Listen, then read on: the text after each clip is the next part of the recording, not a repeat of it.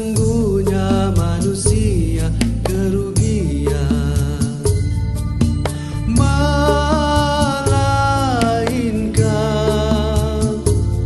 nasihat kepada kebenaran dan kesabaran.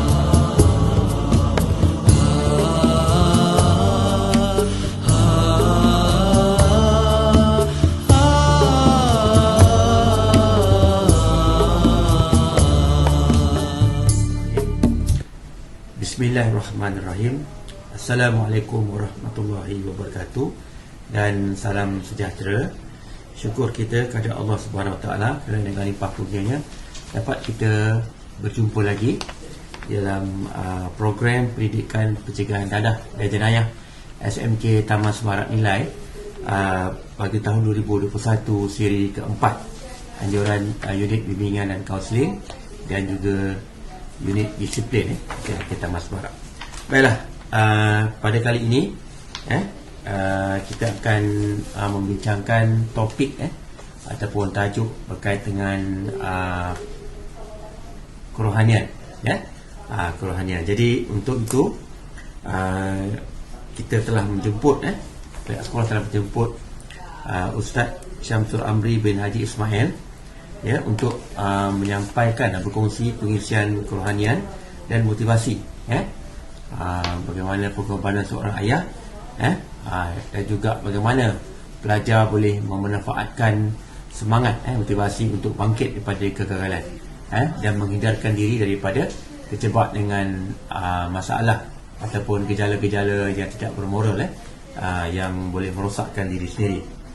Baiklah, dalam kita mencari solusi penyelesaian masalah dalam hidup, kita mesti yakin dengan Allah SWT, mesti yakin dan mestilah sentiasa berikhtiar untuk mencari penyelesaian, dan kita mesti sedar, pelajar-pelajar mesti sedar tentang bahaya penyalahgunaan dadah dan bahan-bahan terlarang, kerana penggunaan bahan terlarang ini bukan saja akan memberikan sekadar penenang untuk sementara saja, ataupun boleh mendatangkan kesan-kesan sampingan yang lain yang akan rentetan selepas itu. Jadi cikgu tak nak buang masa lagi dan untuk episod yang keempat ni, cikgu harap pelajar-pelajar dapat memberi perhatian dan fokus pada apa yang akan dikongsikan oleh yang Al-Fadhil Ustaz, dan membuat sikit catatan dan membuat respon kepada Google Form yang dilampirkan sama video ini. Terima kasih pada sudi menonton dan selamat menonton video ini sehingga tamat. Terima kasih. Assalamualaikum warahmatullahi wabarakatuh. Bismillahirrahmanirrahim. Assalamualaikum warahmatullahi wabarakatuh. Terima kasih banyak kepada Puan Hajah Daliana binti Yaakob, iaitu pengetua SMK Taman Semarak Nilai.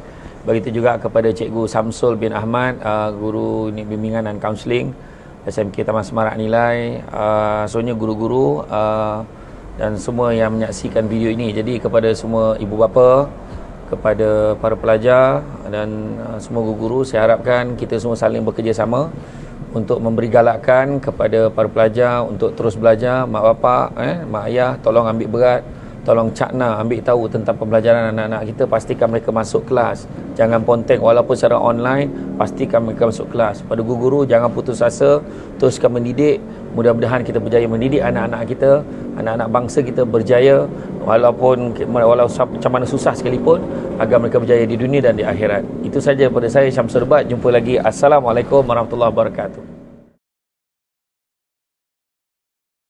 Tuan-tuan dan puan sekalian, saya nak share dengan anda semua tentang hebatnya bapa ni. Sebab bapa ni dia dalam keadaan-keadaan tertentu dia tak berkongsi dengan kita. Itulah hebatnya bapa. Antaranya yang pertama, ayah bila tak cukup duit, biasanya dia takkan cerita dengan kita. Dia akan simpan untuk diri dia. Begitu juga seorang bapa akan kecewa jika dia tak dapat membelikan sesuatu yang anak-anak dia hajatkan. Cuma dia tak beritahu. Kemudiannya seorang ayah itu sebenarnya memang nak rapat dengan kita. Bila kita dah jadi ayah, baru kita faham. Kita nak rapat, tapi kadang-kadang kita tak terucap. Begitu juga seorang ayah akan cuba sehabis baik untuk mendapatkan yang terbaik untuk keluarganya. seorang ayah juga, walaupun dia penat, walaupun dia sakit, sebolehnya dia akan merahsiakannya sebab dia tidak mahu menyusahkan dan meraihkan orang lain, dan dia rasa dia boleh settlekan semua. Begitu seorang ayah mahu kita jadi lagi baik daripada diri dia. Itulah ayah. Dan kemudian ayah kita suruh kita belajar, suruh kita berdikari, kerana dia inginkan kita supaya boleh hidup tanpa diri dia satu hari nanti. Begitu juga ayah tidak pernah menyesal mengorbankan segala-galanya untuk diri kita. Dan begitu juga ayah terlalu sayangkan kita, walaupun kebanyakan masa dia tidak dapat mengucapkannya. Oleh itu, kepada mereka yang ayahnya sudah tiada, macam saya, ayah dah tak ada, sama-samalah kita doakan, mudah-mudahan roh Allah Yarham diletakkan di kalangan orang beriman dan bertakwa. Dan seandainya ayah anda masih ada, jagalah dia, jagalah hatinya. Mudah-mudahan anda, ayah anda, keluarga kita semua akan berbahagia. Adalah bangkit semula, ya. Topik kita hari ini adalah bangkit semula daripada ujian, ya. Tuan-tuan dan puan-puan sekalian, wabak coronavirus yang Allah Ta'ala timpakan kepada kita ni sebenarnya merupakan hikmah. Hikmah Allah SWT kepada hamba-Nya, yang mana bagi meneruskan kehidupan kita ke arah yang lebih baik. Kita kena yakin benda tu, ya. Yang mana kehidupan akan jadi lebih baik kalau kita pandang secara positif. Ada di kalangan masyarakat yang mengharungi kehidupan sepanjang COVID-19 ni seperti mana? Seperti mana jatuhnya sebiji telur. Ya, kan? Jatuh sebiji telur lalu pecah, maka kita mulalah rasa kecewa. Sedangkan banyak lagi telur-telur yang lain. Ya? Banyak lagi telur-telur yang lain. Tapi kita membesar-besarkan telur yang satu tu. Jangan salah faham lah maksud saya ni. Satu telur yang dah pecah tadi, kan, kita bising sampaikan yang tak sepatutnya bau busuk, dah bau busuk, sedangkan kita masih lagi ada option yang lain, kan. Ada yang jatuh terduduk dan langsung tak bangun-bangun, sedangkan banyak lagi telur yang lain yang belum pecah lagi, yang masih lagi kita ada peluang untuk menjaganya. Tapi kalau jatuh, sebaiknya biarlah jatuh seumpama bola tenis. Bola tenis dia kalau jatuh, dia melantun-lantun, terus bangkit, masih lagi boleh menuju ke hadapan. Jadi tuan-tuan dan puan-puan sekalian, apabila Allah SWT datangkan ujian, sudah pasti di penghujungnya sebenarnya ada pengharapan dan peluang. Ada benda-benda yang lebih baik Allah Ta'ala nak bagi kepada kita sebenarnya. Kan? Sebenarnya COVID-19 ni adalah peluang yang mana kalau kita melihat dia sebagai satu perkara yang positif. Tapi kalau kita melihat sebaliknya, maka jawapannya ada pada diri kita sendiri, sama ada nak jadi telur ataupun nak jadi bola tenis seperti mana yang telah saya huraikan tadi. Tuan-tuan dan puan-puan dan rahmati Allah sekalian, bila saya sebut ni memanglah orang cakap, dia kata, kau cakap senanglah, kau tak faham, kau tak rasa, dia kata kan. Jadi sebenar-benarnya kita ni dalam hidup kita ni memang ada ujian. Ujian dan dugaan ni, pertama Allah Ta'ala nak uji tahap keimanan kita. Yang kedua, Allah Ta'ala nak tingkatkan darjat keimanan kita. Yang ketiga, Allah Ta'ala nak bagi pahala dekat kita. Yang keempat, Allah Ta'ala nak hapuskan dosa-dosa kita. Dengan satu syarat, kita kena sabar. Jadi apakah teknik yang boleh kita gunakan untuk kita bangkit kembali daripada ujian dan dugaan yang Allah Ta'ala berikan ini? Teknik yang pertama ialah minda kita kena selalu positif. Kena gembira dan kagum dengan orang lain. Jangan tengok orang yang lebih mewah, maka kita fikir yang bukan-bukan. Itu yang pertama. Yang kedua, ubah perkataan yang diucapkan. Kerana setiap perkataan yang kita lafazkan itu adalah merupakan doa. Kan? Apa yang kita ulang, itulah yang akan jadi. Sama juga, apabila kita bangun pagi dan memulakan pekerjaan kita setiap hari dengan benda yang negatif, maka hasilnya juga akan menjadi negatif. Ya? Begitu juga yang ketiga, kita kena faham bahawa apa yang dirasakan dalam hati perlu selari dengan apa yang kita ucapkan. Bak kata Profesor Hamka, kan? Dia kata apa? Pembohongan yang paling besar di dalam jiwa adalah apabila mulut berkata ya, hati berkata tidak. Tu, ingat tu ayat power tu. Jadi, mana kata kadang-kadang kita cakap lain, hati lain sebenarnya. Kalau boleh biar sama. Dari hati dan cakap kita boleh lakukan. Kita perlu cakap pada diri kita bahawa tanggungjawab kita adalah untuk berjaya di dunia dan di akhirat. Kan? Tidak ada sesiapa yang mahu menjadi miskin. Tidak ada siapa yang mahu menjadi gagal. Tidak ada siapa yang mahu jatuh. Tidak ada siapa pun yang mahu kecundang. Ingat tu.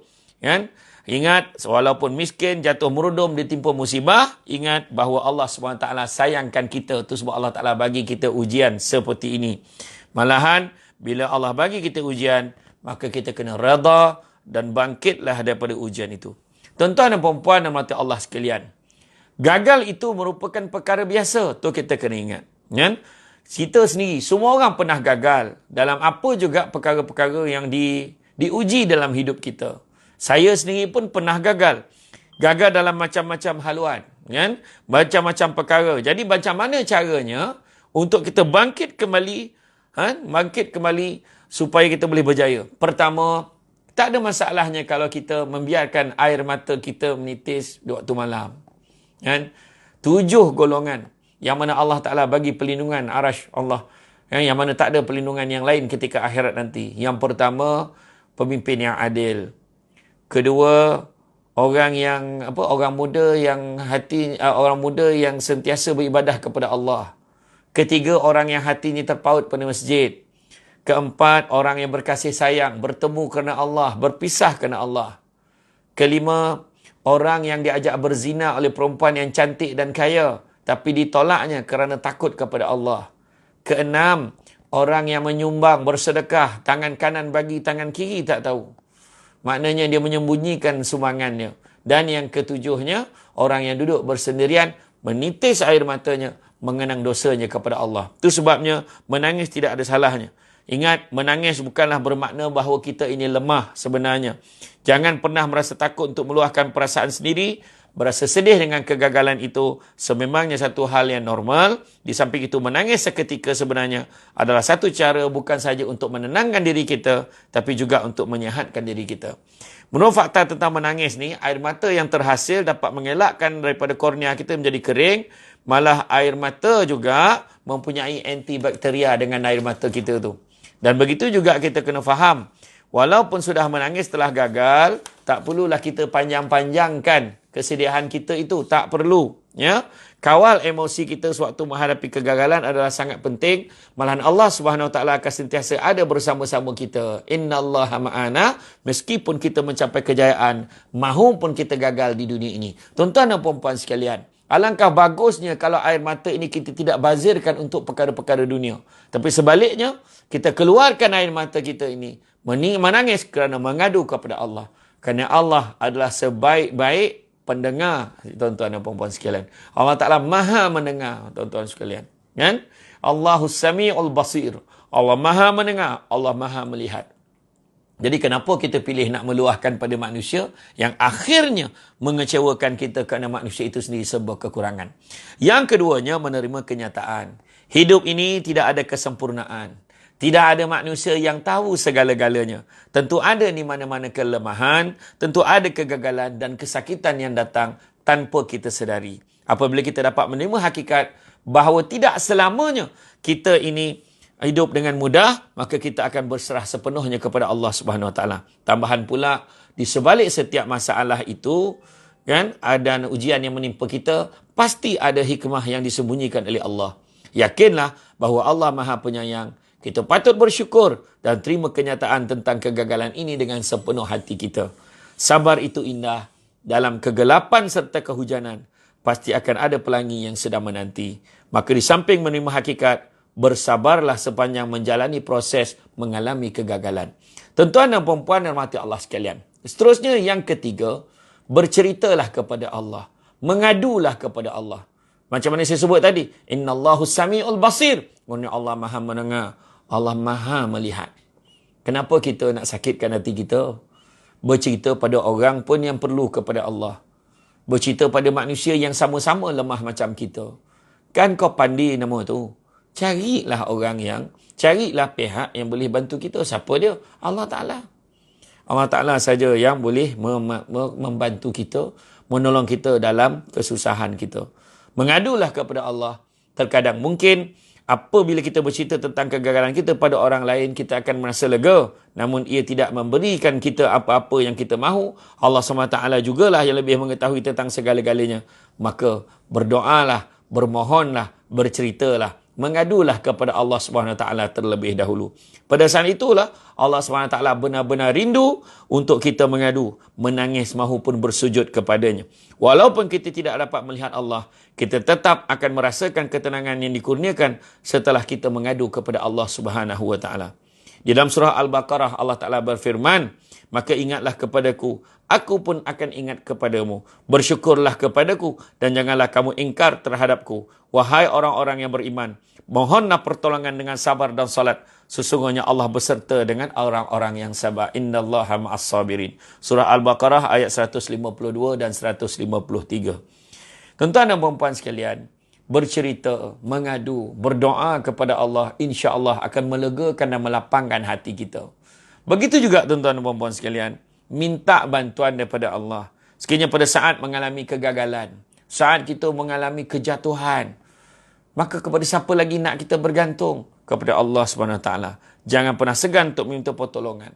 Kan? Minta bantuan pada rakan-rakan sekerja kita boleh, tapi yakin dan percaya walaupun kita minta dengan rakan-rakan, Allah SWT jugalah kita kena yakin Allah Ta'ala juga yang menggerakkan pertolongan itu sampai kepada kita.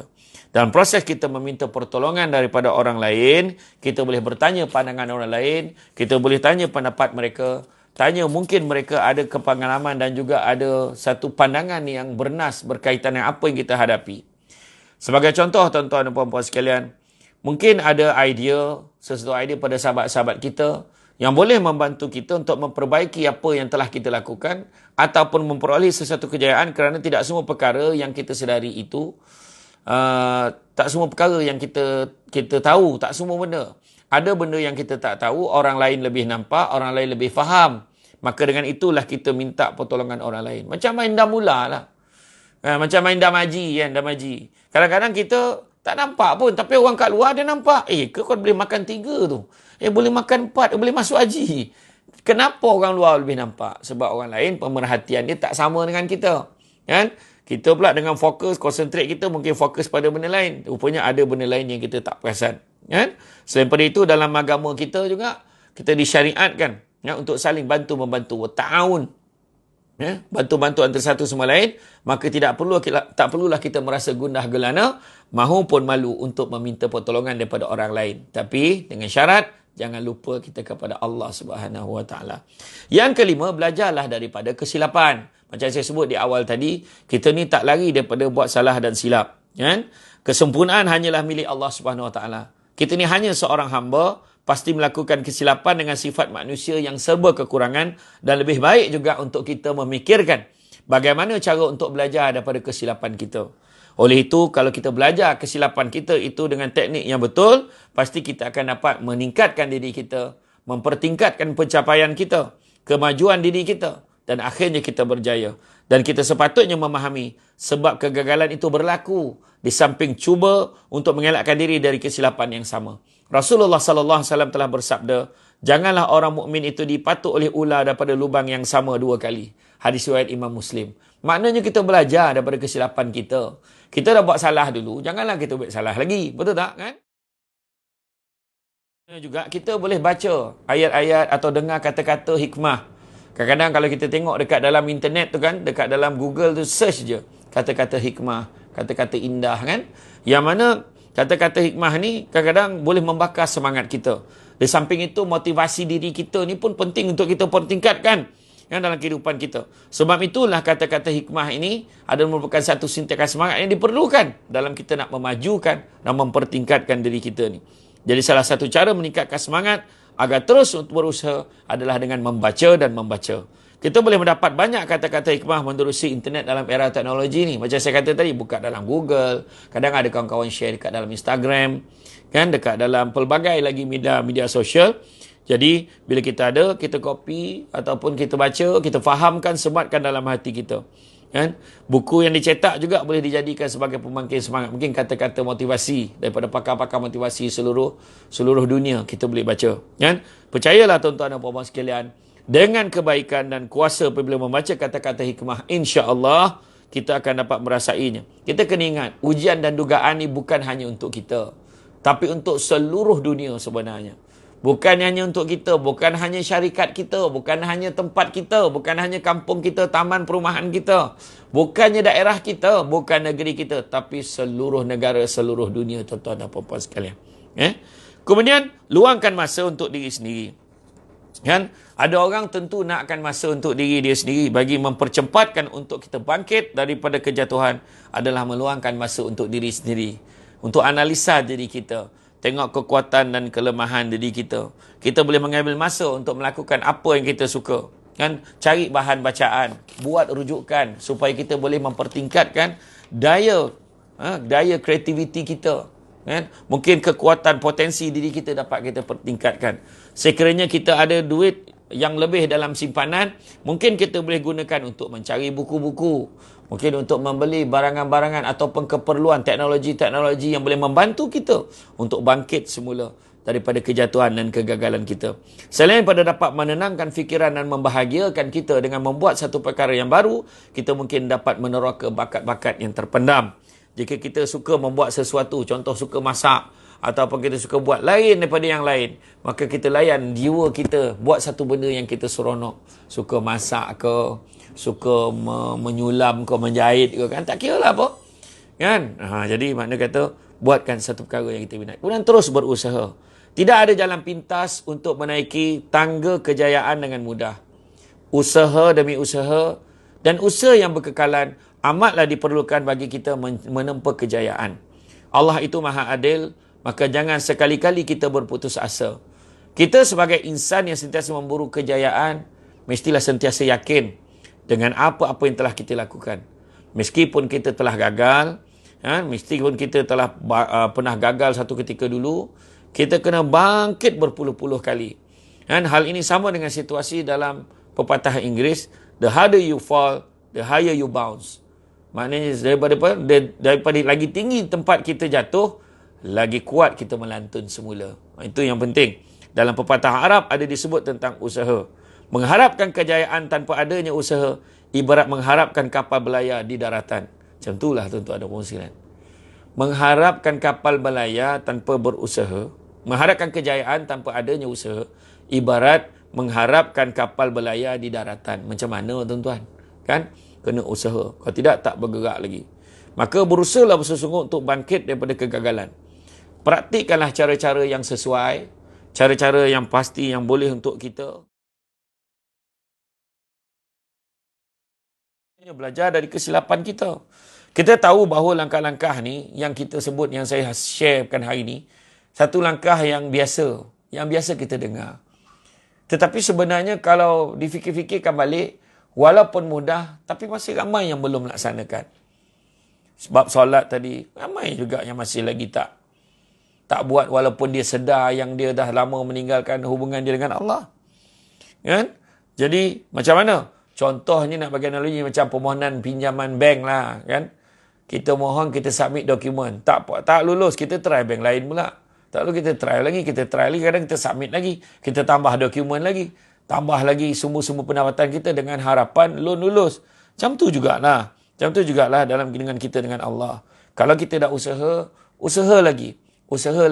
Jangan pernah berpuas hati. Kegagalan bukanlah alasan untuk kita berhenti daripada berusaha. Tapi sebaliknya, kegagalan itu akan memberikan semangat kepada kita untuk terus berusaha. Ya? Kemudian tingkatkan kepercayaan pada diri kita bahawa kita mampu keluar daripada belenggu masalah yang melanda kita. Tanamkan kepercayaan dan keyakinan di dalam diri kita. Kita mampu bangkit. Kita pasti akan bangkit menjadi lebih berjaya daripada sebelum ini. Tanpa keyakinan ini, kita akan lesu. Begitu juga, cari mentor yang betul. Cari sahabat-sahabat yang boleh menasihatkan kita ke arah lebih baik. Kan, jika sebelum ini kita pasif, kita biar, kita akur pada keadaan, maka bangkit kembali. Dampingilah orang-orang yang sudah berjaya. Ambil ilmu mereka. Dan tanya mereka apakah the do and the don'ts. Apa yang boleh buat, apa yang tak boleh buat. Apakah pengajaran dan sempadan yang boleh kita ambil supaya kita lebih berjaya di masa akan datang. Jangan kita meratapi kegagalan. Seperti saya sebut tadi, manusia itu lemah sifatnya. Manusia tidak sempurna. Pasti satu ketika kita gagal, tapi tidak bermakna kita gagal selama-lamanya. Terimalah hakikat bahawa inilah harga perlu kita bayar jika kita ingin berjaya. Ini memang laluannya. Tidak ada laluan lain. Memang sukar. Memang kita perlu jatuh seketika. Tetapi janganlah jatuh berkali-kali. Kerana kita akan bangkit semula untuk melakar kejayaan yang kita idam-idamkan. Kita wajib menempuhinya demi untuk mencapai kejayaan. Lakukan proses penilaian diri. Kaji kekuatan dan kelemahan diri kita. Perkuatkan apa yang sudah kuat. Perbaiki apa yang sudah lemah. Lakukan analisa. SWOT analisis. Tengok diri kita untuk kenali diri kita sendiri dan bangkitlah dengan kekuatan baru yang telah diperkuatkan. Tanya pandangan orang lain tidak ada salahnya. Tanya pandangan orang lain, tanya pendapat kawan-kawan tentang apa yang perlu kita perbaiki supaya langkahan kita tidak sumbang lagi. Malahan boleh lebih berjaya daripada apa yang kita bayangkan. Semasa kita bersedih, kita boleh capai sehelai kertas, ambil kertas kosong, kita tulis impian-impian kita. Catat apa yang kita inginkan. Dan bila kita dah catat, kita kena usaha. Sebab Nabi kata apa? Tidak ada lagi penghijrahan selepas Fathu Makkah. Yang ada cuma niat dan jihad. Maknanya niat yang baik dan juga perjuangan kita untuk melaksanakan niat kita yang baik itu. Yakinlah apabila kita dah tulis, itu juga satu bentuk doa. Dan yakin bahawa Allah sedang mempertimbangkan impian kita. Kerana apa yang kita tulis itu merupakan satu doa yang tetap. Satu perkara yang kita inginkan. Alhamdulillah, mudah-mudahan satu persatu apa yang kita idamkan dapat kita realisasikan. Bangkitkan motivasi di dalam diri kita dengan membaca kejayaan-kejayaan orang lain. InsyaAllah, dengan kita melihat kejayaan orang lain, kita juga boleh berjaya. Istiqamah dalam usaha kita. Jangan putus asa. Kerana putus asa itu bukan ciri orang berjaya. Kegagalan bukan alasan untuk berhenti. Jika penat, berhenti rehat sejenak. Bukannya berhenti terus. Dan begitu juga, tingkatkan kepercayaan pada diri kita. Dan yakin bahawa sesungguhnya kita mampu keluar daripada belenggu masalah yang melanda kita. Jadi, saya ucap terima kasih banyak sekali lagi. Yang baik datang dari Allah, yang kurang percaya kelemahan saya sebagai manusia biasa. Assalamualaikum warahmatullahi wabarakatuh. Ingat 5 perkara sebelum 5 perkara.